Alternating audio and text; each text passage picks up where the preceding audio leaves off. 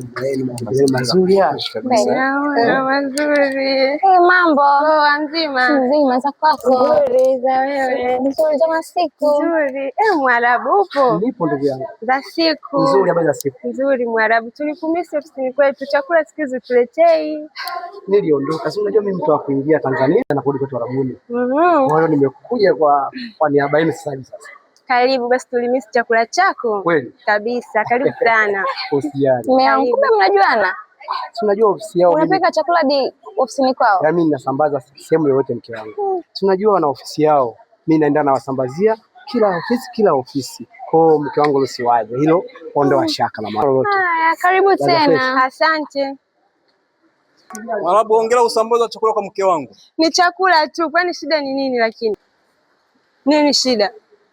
Hivi huyo ni mwanamume mwenzangu na msifia kwamba napika chakula na kuitamba kwa ofisini. Hivi uko serious kweli? Ni alikuwa tu anatuletea vyakula pale ofisini basi. Naomba niambie, nini kinaendelea kati wewe na huyo Mwarabu wako?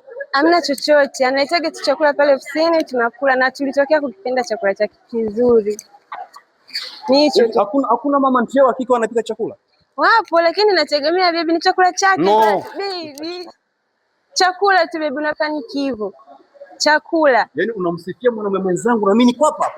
Hivi unahisi mimi sina wivu? Sina moyo. Unao baby, ndio maana nakueleza ni chakula tu analetaga pale ofisini, hamna kingine. Chakula tu. Wewe.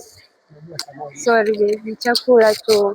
Vitu vingi bwana mimi sipendi bwana. Mimi na wivu bwana. Sio nakupenda. Ila bado tunaendeleza nyumbani, twende.